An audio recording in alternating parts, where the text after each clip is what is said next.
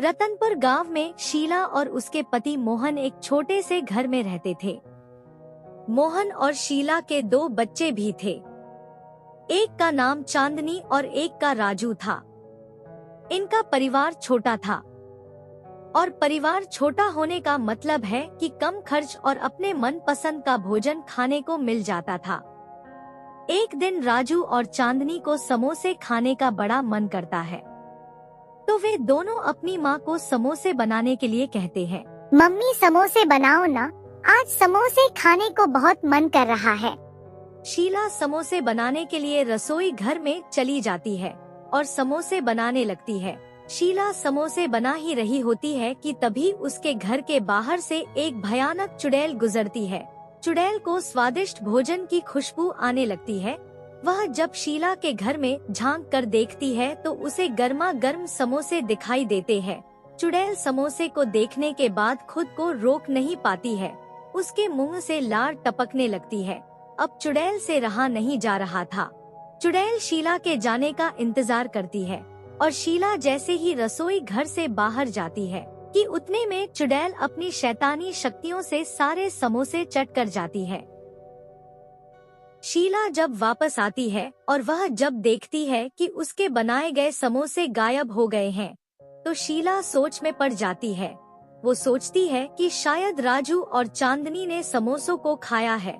तो शीला राजू और चांदनी से पूछने लगती है, लेकिन वे दोनों कहते हैं कि हमने कोई समोसे नहीं खाए। शीला अब और चिंतित हो गई। वो फिर से समोसे बनाने लगती है और शीला 2 प्लेट समोसे राजू और चांदनी के लिए ले जाती है और कुछ समोसे वहीं पर छोड़ देती है और वापस आकर देखती है तो उसके समोसे फिर गायब हो जाते हैं। अब शीला को कुछ समझ नहीं आ रहा था कि उसके समोसे खा कौन रहा है। शीला समोसे चोर का पता लगाने के लिए फिर से समोसे बनाती है और इस बार शीला समोसों में कुछ मिलाती है और सारे समोसे रसोई घर में रख कर चली जाती है और चुड़ैल उन समोसों को बड़े चाव से खा जाती है। चुड़ैल का पेट अब भर जाता है तो चुड़ैल वहाँ से जाने का सोचती है और चुड़ैल जैसे ही जाने लगती है ठीक उसी समय उसके पेट में दर्द सा होने लगता है। चुड़ैल को कुछ समझ नहीं आ रहा था कि मेरे साथ क्या हो रहा है। चुड़ैल जोर जोर से चिल्लाने लगी और दौड़कर घास के मैदान में जाकर बैठ गई। चुड़ैल को दस्त आने लगे। वह अब परेशान हो गई और जोर जोर से चिल्लाने लगी।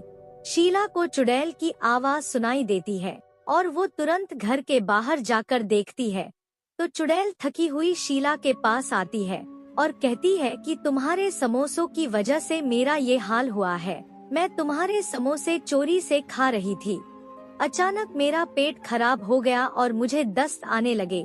इतना कहते ही चुड़ैल फिर घास के मैदान में जाकर बैठ गई। उसका पेट बुरी तरह खराब हो गया था। चुड़ैल की हालत अब और खराब हो गई। चुड़ैल शीला से कहती है कि आज के बाद मैं कभी भी किसी का भोजन चुरा के नहीं खाऊंगी। शीला उसकी बातों से खुश हो गई और उसने चुड़ैल को एक सबक भी दे दिया कि चोरी कर खाना पाप है।